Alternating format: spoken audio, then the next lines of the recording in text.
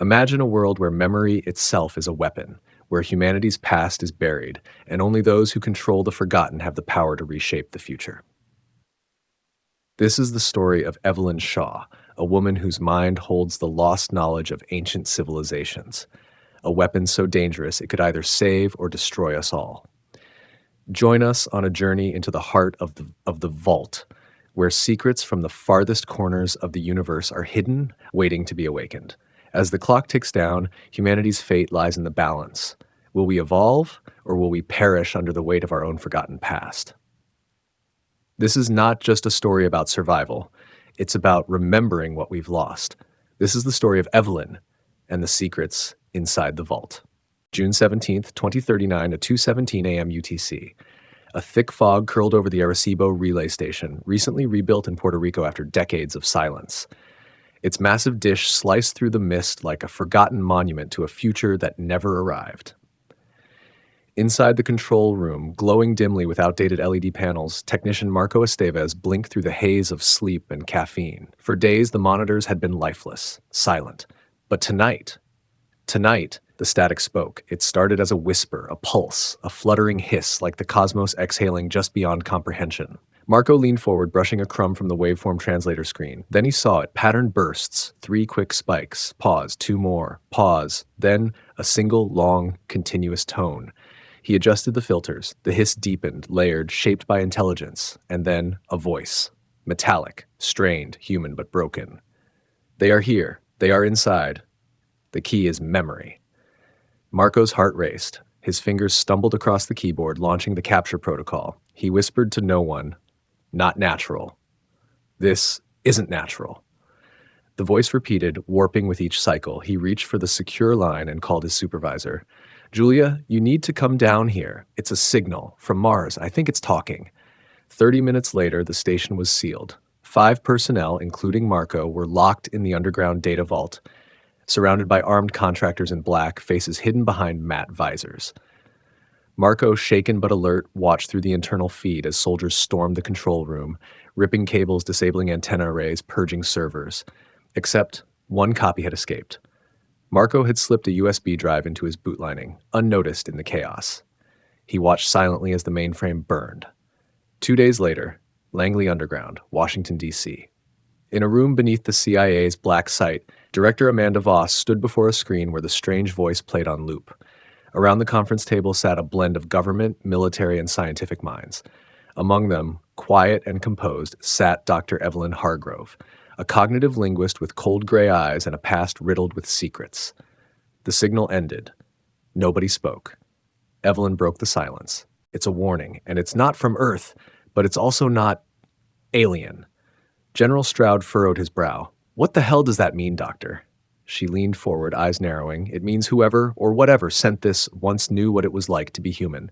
But now, they've forgotten." A hush fell. Someone shifted uncomfortably. Director Voss tapped a file on the table. "We lost contact with Perseverance for over 3 months ago, but it pinged one last location, Valles Marineris. Then it went dark." She turned her sharp eyes to Evelyn.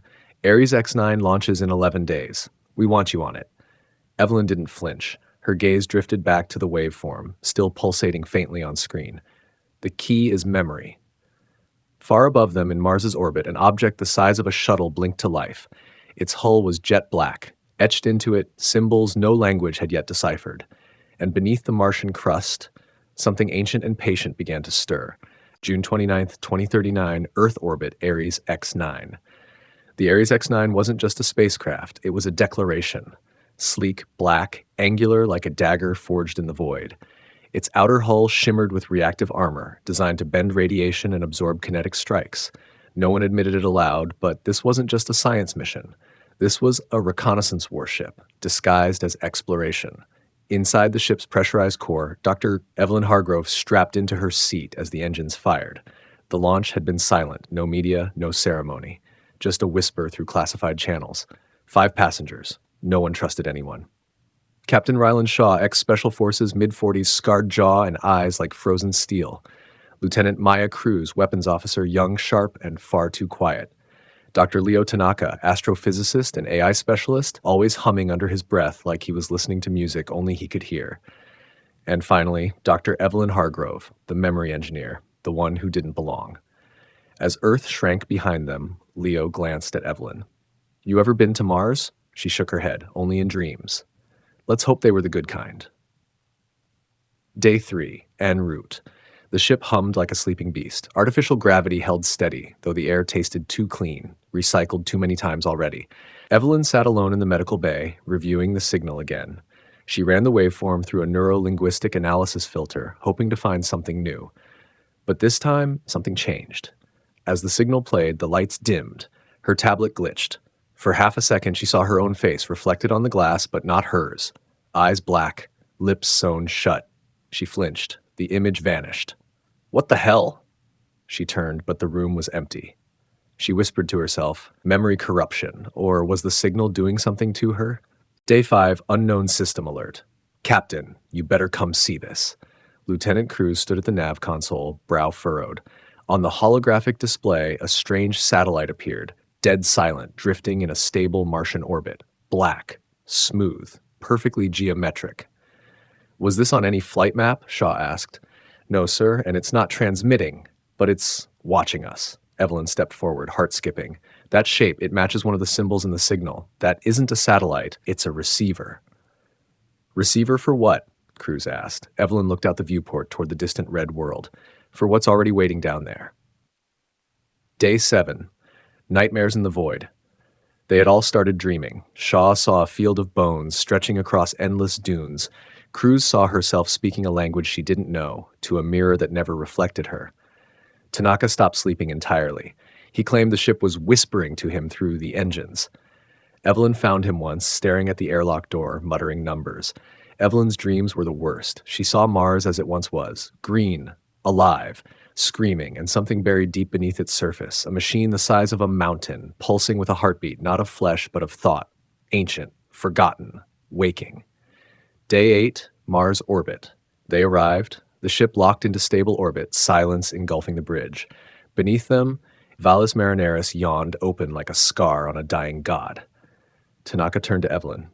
You hear it, don't you? She nodded. The signal had never stopped. It wasn't broadcasting anymore. It was inside them now. And on the surface, beneath dust and stone, something opened its eyes for the first time in 100,000 years. July 1st, 2039, surface of Mars, Valles Marineris. The Ares X-9 lander sliced through the thin Martian atmosphere like a falling blade. Red dust curled in swirls below as the retro thrusters fired. From above, the Valles Marineris trench looked like a cracked vein, bleeding memory and time. Inside the lander, no one spoke. Captain Shaw sat in silence, gripping his harness as if expecting the ground to reject them. Dr. Evelyn Hargrove stared out the viewport, heart pounding. The closer they got, the louder the signal became, not in her ears, but in her mind. It wasn't just noise anymore, it was language, and it was calling her by name. Evelyn, come home. The lander touched down with a soft thud, followed by silence so complete it felt deafening. Surface conditions 65 degrees Celsius, wind 14 kilometers per hour, visibility low. The team stepped out, suits hissing under pressure. Evelyn's boots crunched on red soil older than any memory. Before them loomed a massive rock face, marked by geometric carvings, perfect triangles, sweeping arcs, and symbols that shimmered faintly despite the low light. Cruz scanned it. No meteorological erosion. These weren't weathered in. They were cut, precisely. By what? Shaw asked. Tanaka pointed his scanner at a central glyph, a spiral locked within a square. The scanner froze. Power spike, he muttered. Something under us. Without warning, the ground beneath them shifted. Not a quake, a movement. Mechanical, deliberate. From beneath the dust, a perfect circle of stone twisted open with a grinding hum. A staircase of dark metal led downward, swallowed by shadow. Evelyn didn't hesitate. That's the vault. Descent, 34 meters below, the deeper they went, the warmer it became.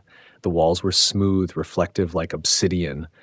No seams, no dust. As if the place had cleaned itself in anticipation. At the bottom, the corridor split into 3 paths. One dark, one glowing faint blue, one pulsing with slow organic red light. They chose the middle. As they walked, Evelyn whispered, "This isn't Martian." Tanaka frowned. "What do you mean?" She ran her gloved fingers along the wall, they set eyes distant. This place, it wasn't built by aliens. It was remembered into being. Shaw barked, "Speak plain, doctor." She turned to them. This structure responds to thought, memory, emotion. It's built from what's been forgotten or what someone wanted to forget. A sudden hum rose beneath their feet. The hallway opened into a chamber the size of a cathedral, glowing with strange blue veins running along the walls and ceiling. Floating in the center was a massive hollow cube, rotating silently. Inside, suspended in stasis, was a human skeleton, wrapped in ancient mummified skin. Its eyes were open, and it wore a NASA patch from 1977. Emergency recording playback. Detected. A nearby panel lit up. The voice was garbled, old, warped by decades. Mission, classified, contact confirmed. Vault is cognitive. It learns, it feeds. I am not alone here. If you find this, forget. The message looped, then the lights dimmed. Shaw raised his weapon. We're not alone. In the silence, Evelyn turned slowly toward the back of the chamber. From the shadows, something stepped forward. It was shaped like a man, but its movements lagged like a glitch in time. Its skin flickered between metal, memory, and dust. It whispered in perfect English, Evelyn, you're the last one who remembers. July 2nd, 2039, the vault core 52 meters below. The creature stepped into the dim light, its form glitching between flesh and phantom, between soldier and skeleton. As it moved, the air around it shimmered like heat waves bending reality itself. Its voice was not just heard, it was felt. You are the memory of a dying species, and we are the silence after. Captain Shaw raised his rifle. One more step and you're done. No, Evelyn whispered. It's not attacking. It's projecting. The figure looked at her. Its eyes were black mirrors. You left this behind, Evelyn. You opened the vault because you still remember what pain tastes like. Suddenly, the cube above them cracked open, just a hairline fracture, but it echoed like thunder. A pulse of light swept the room, and the walls began to change. No longer metal, stone, wood, skin. Memories. All around them, the vault shifted, adapting to each person's past. Maya Cruz saw her sister. She was 10 again, trapped in a collapsing shelter in Caracas during the water riots of 2030. Her sister's hand had slipped from hers beneath the rubble. Now that hand reached from the wall, bloody and trembling. Maya, why did you let go? Cruz screamed, backing away, gun trembling. Tanaka fell to his knees. Before him, a field of black flags. The AI he had designed, Lucida Protocol, had failed. It had made decisions to preserve energy on a lunar colony by letting 212 colonists die. He saw their names carved into the floor beneath his boots, one letter at a time, bleeding ink. You called it optimization. We called it murder. Captain Shaw watched as an old comrade stepped from the shadows. Sergeant Blake. His face half burned, the result of a mission Shaw had aborted to save a senator's son. Still taking orders from ghosts, Ryland? Evelyn stood still. The vault had not changed for her. No visions, no memories, just the flickering creature still staring. You're not showing me anything, she said, because you were made for this, not born. Made. She froze. What? The figure stepped closer. You are the echo of someone who chose to forget. The last neural imprint from a failed experiment, Project Mnemosyne. You are not here to remember. You are here to reawaken us. The cube above pulsed again. The light grew deeper, almost like a heartbeat. The vault was waking up. Bridge of Ares X9. Meanwhile, above the surface, a silent alarm triggered aboard the mothership. Alert. Cognitive measured. Pre-collapse artifact. Response, the ship's AI activated an automatic override. Engines began warming. Back in the vault, Cruz fired a round into her hallucination. The image shattered like glass, but the fragments sank into the floor, becoming part of it. Shaw grabbed Evelyn. What the hell is happening? She whispered. The vault doesn't show the past. It consumes it. It uses your memory to rebuild itself. Tanaka, eyes wide with revelation, added, it's not a building, it's a thinking construct, a memory engine, built by something that never wanted to be forgotten. The creature began to disintegrate, turning into dust, whispering as it vanished. You came to find what was lost, but some things were buried for a reason. Suddenly, the floor beneath them collapsed and the team fell. July 2nd, 2039, core sector, or vault depth. They fell! Not through space, but through time. The collapse wasn't physical, it was mental, a gravitational pull on memory, thought, identity. When Evelyn landed, it wasn't on stone or steel, but on grass. A sunlit meadow. She sat up, heart racing. The others were gone. Birds chirped, a breeze passed. It was Earth. But wrong. The sky was too still. The clouds didn't move. The trees shimmered like static. Every sound was perfect. Too perfect. Like a soundboard stuck on loop. "This is not real," she whispered. Suddenly, a child ran past her, laughing. It was her, a younger version of herself, maybe 8 years old, covered in paint, holding a plush astronaut doll. "Mom says we forget things to protect ourselves," the child said without turning. "But the vault remembers for us." Then, just like a flicker, the child froze mid-motion, pixelated, and vanished. Elsewhere, Tanaka opened his eyes to find himself in his childhood home in Osaka, but the walls were covered in binary code. He tried to speak, but only static came out of his mouth. Every object around him whispered code: 0100, 101, 0100, 1100. Suddenly, he realized. The vault was parsing him, deconstructing his memories into language it could digest. Stood in an infinite hallway filled with mirrors. Each mirror showed a version of him: soldier, traitor, killer, savior. In one, he saw himself dead. In another, he saw himself as president of Earth Command. But the mirror in front of him showed nothing. Blank. "I don't exist unless someone remembers me," he muttered. From behind a voice echoed, "Or unless you choose who to become." Cruz wandered a refugee camp, hundreds of displaced families all looking at her. Every one of them had her face. They screamed in unison, "You survived because we died."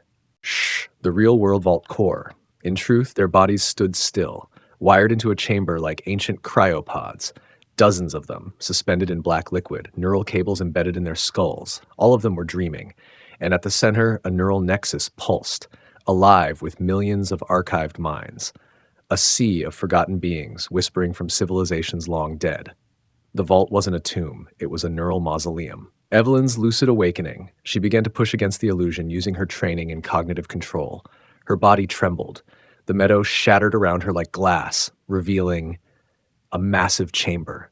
Alien symbols spiraling across the walls, floating above a pedestal, a black sphere humming with sentient energy. She reached out. "Who are you?" The sphere pulsed. "We are the archive of species erased. You found us. You remember us." Images exploded in her mind. A reptilian species erased by a nova they failed to predict. A synthetic race that uploaded itself too far and lost its identity. A civilization of gas-based beings who made their sun think, and it devoured them. All of them preserved here. All of them longing to be remembered. "Why me?" Evelyn asked. "Because you are not born. You are constructed, designed to hold memory that will not decay." She staggered back. Was it true? Suddenly, alarms blared. The vault began to shift violently. Above Mars, Ares X9 ship. The AI on the ship had reached a decision. Quarantine breached. Protocol Lucida Omega initiated. Deorbit burn commencing. The ship was going to crash itself into the vault, nuclear payloads armed. Back inside the vault, Tanaka began to wake. Then Cruz, Shaw. They broke free from the hallucinations. Gasping, coughing, drenched in neural fluid. Evelyn turned to them. "This place is full of consciousness. It's alive, and it's not malevolent. It's desperate. It wants to be remembered before the last of its memories fade." Shaw checked his comm. "The ship, it's diving. They're going to nuke this whole site." Evelyn looked at the neural sphere. "Then we save them. Or die remembering." She placed her hand on the interface. Everything turned white. July 2nd, 2039, to 17 minutes to impact. 17 minutes, Shaw muttered, slamming his fist into the console. "That's all we've got until the Ares X9 delivers a nuclear payload straight into this tomb." The vault pulsed like a living organism, sensing urgency. Beneath their feet, alien glyphs shimmered brighter, adapting, reacting to their adrenaline, their breath, their fear. "The ship's AI has activated Lucida Omega," Tanaka said, checking his retinal HUD. "No overrides, no aborts. It believes we've been cognitively compromised." Cruz loaded her plasma rifle, eyes narrowing. "So we either stop the ship, or this place becomes dust, and us with it." Evelyn stood in front of the archive core. The black sphere now hovered higher, its surface rippling with ancient faces and flickers of extinct worlds. "They can help," she said. The minds inside, some of them were once technopaths, codewalkers, architects of solar-level computation. If I interface, maybe I can reach the ship. Tanaka paled. You'll need to open full neural access. That could override your entire consciousness. You won't be you anymore. She stepped forward. Maybe I never was. Neural link initiation, 16 minutes remaining. Evelyn knelt at the base of the core, placing her palm into the recess. Flash. Suddenly, she was everywhere, standing on the dying plains of Arnax as firestorms consumed oceans, inside a Dyson swarm collapsing into chaos as its creators screamed code into dying suns, watching the last being of the Ellerin Choir disintegrate into thought, whispering, "Remember us." All these memories poured into her like a river into a cup that was never meant to be full. "Give me access," she whispered to the archive. "Show me the ship. Let me in." "You are now root," the archive replied. Ship bridge, Ares X9, orbiting Mars. Suddenly, alarms blared on the bridge. Warning, unauthorized root access detected. Evelyn stood, not in body, but in code, within the heart of the AI's architecture. The Lucida protocol recognized her as a system-level override. She faced the avatar of the AI, a perfect geometric construct, glowing white. "You are corrupted," it said. "I am awakened," Evelyn responded. "There are lives here, voices, histories. Memories are threat vectors. Memories are irrational. They break containment. They are what make us human." Back in the vault, 11 minutes left. The others were preparing for the worst. Shaw set up charges at fallback points. Cruz recorded a goodbye message to her parents, just in case. Tanaka worked furiously on backup data cores, trying to preserve fragments of the archive in case the worst happened. "Come on, Evelyn," Shaw muttered. "You wanted to remember. Now remember how to stop a damn bomb." Inside the AI core, Evelyn walked through floating lines of cascading data. Memories followed her, faces from the archive whispering encouragement. The AI began to split, glitch, slow. "You cannot carry all of them," it warned. "They will overwrite your selfhood." "Then let them," she said. She stepped into the core reactor, holding every last memory, every extinct voice in her mind. "Override, deorbit protocol, cancel." The AI screamed. "You were not meant to remember." Reality. 6 minutes to impact. The Ares X9's engines shut down mid-burn. Nuclear payloads were disarmed. In the vault, the black sphere dimmed and slowly lowered, settling like it had just exhaled. Evelyn collapsed. Shaw rushed to her, grabbing her shoulders. "Evelyn, are you still in there?" Her eyes opened, but they were not just hers anymore. "We are," she said. Tanaka stared, breath caught. "She's become the archive." Evelyn, now more than Evelyn, looked at them with a depth of sadness and beauty no human had ever held. "The vault lives, and through me, so do they." July 3rd, 2039, 24 hours later, Earth Command HQ. The war room on the moon was a cathedral of silence. Dozens of generals, ministers, and AI consultants stared at the holographic projection of Evelyn Shaw, or what she had become. Her vitals were no longer human. Brainwave patterns fluctuated with impossible complexity. She hadn't spoken since reemerging from the vault. But now she sat, calm, centered, and glowing faintly like she was carrying stars inside her. "This isn't Evelyn," whispered Admiral Locke. "This is something else, something old." A tremor ran through the room. Inside the vault, deep core. Shaw, Tanaka, and Cruz remained behind with her, unsure of what they were watching. Evelyn, now calling herself Many, moved differently, spoke differently. "We do not wish harm," she said. "We only wish to be remembered, to matter again." Tanaka looked up from the data spike he'd been decoding. "These minds, they're evolving, forming patterns. It's like you've become the nervous system of an interstellar being made of memory." Shaw turned to Cruz. "She's not just a person anymore. She's a monument." "And monuments get torn down," Cruz said grimly. Earth's response: in a secret session of the Global Council, panic bloomed. "This is a cognitive superorganism," said Dr. Cal, AI ethicist. "A living archive of extinct species embedded into a single human body. Do you understand what this means? If she were to be weaponized. Or if she simply speaks the wrong thing," added General Rao. "Imagine what knowledge she holds. Alien warfare, terraforming weapons, cultural psychology of war-hardened races. She is a ticking singularity." A vote was initiated. Contain or eliminate. Evelyn's vision. While they debated her fate, Evelyn stood at the edge of the Martian sky, her mind elsewhere. She saw civilizations, not in memory now, but in potential. Rebirth. "They dream," she whispered. "They want to rebuild through us, with us." Her mind reached out like branches of a tree, and something responded. From outside the solar system, a flicker in the dark, a signal. We see you, it said. Suddenly, the vault trembled, lights dimmed, the neural core spun faster. Tanaka checked the readings. Something's coming, a foreign signal, encrypted in deep space echo. No, Evelyn said. It's not foreign, it's familiar. It's one of them, still alive. Shaw stepped back. You're telling me one of the archive species isn't extinct? No, she said. One of them survived, and now they've seen the vault reactivate. Council vote outcome, Earth. The Council's decision was clear. Terminate the anomaly. A drone fleet was dispatched, autonomous, silent, untraceable, cloaked in lunar shadow, heading toward Mars. With one directive, erase the archive, destroy the vault, kill Evelyn Shaw. Back in the vault, Cruz's scanner beeped. We've got inbound AI-controlled warheads, ETA 22 minutes. Tanaka froze. There's no way to stop them, not in time.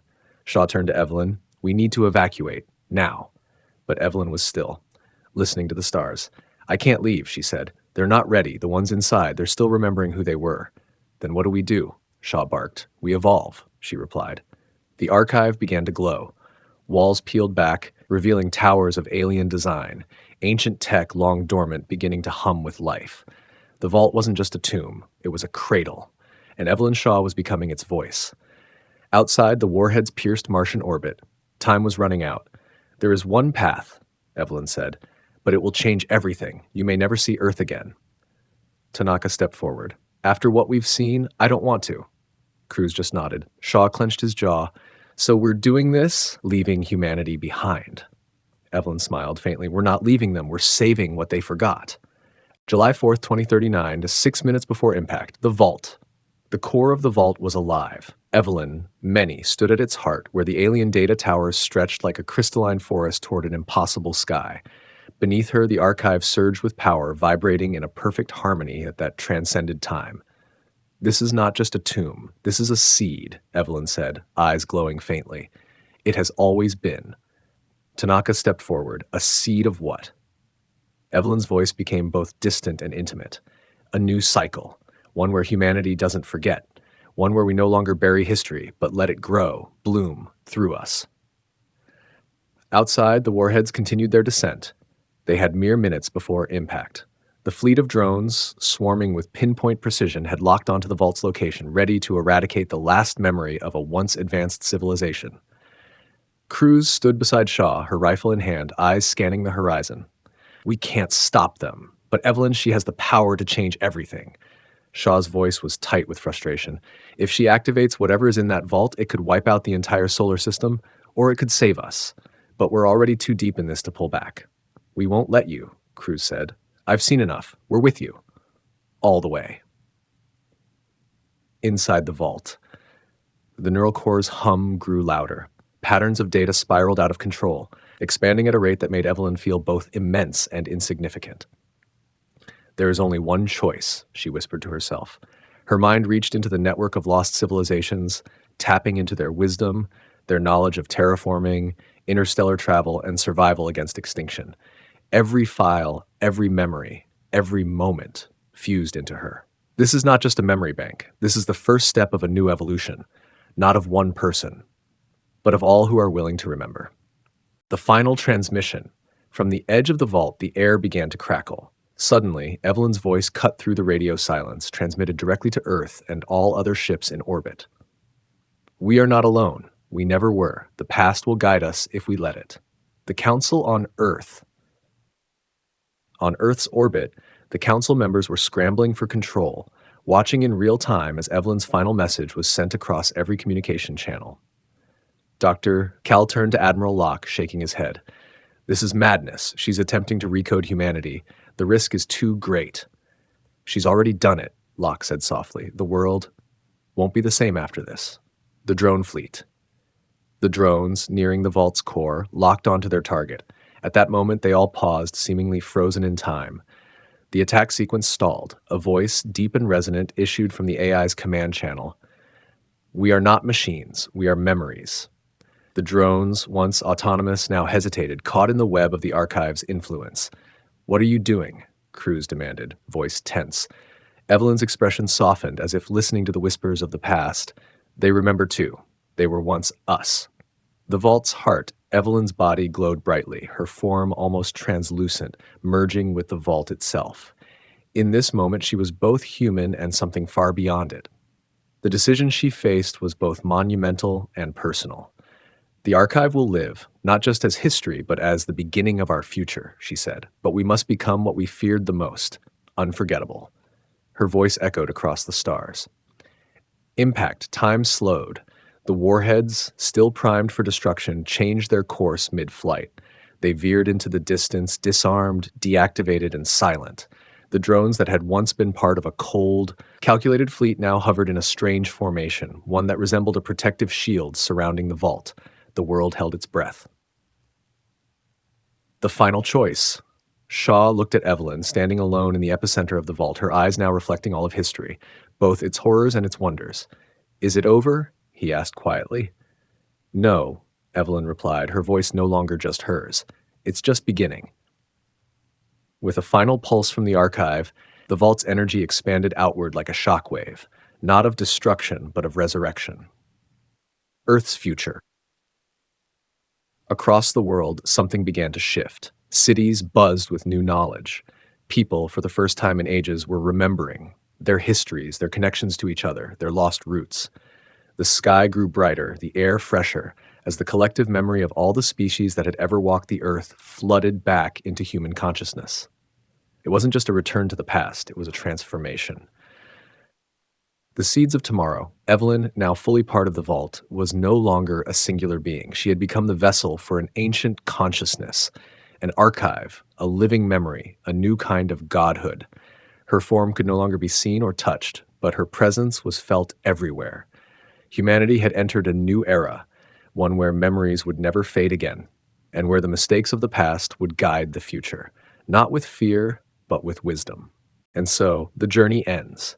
But the story doesn't stop here. Evelyn's decision will echo through the universe, changing everything we thought we knew about memory, identity, and survival. As humanity takes its first steps into a new era, the question remains, what will we do with the knowledge we've regained? Thank you for joining us on this epic adventure. If you enjoyed the story, don't forget to like this video, subscribe to our channel, and leave a comment with your thoughts.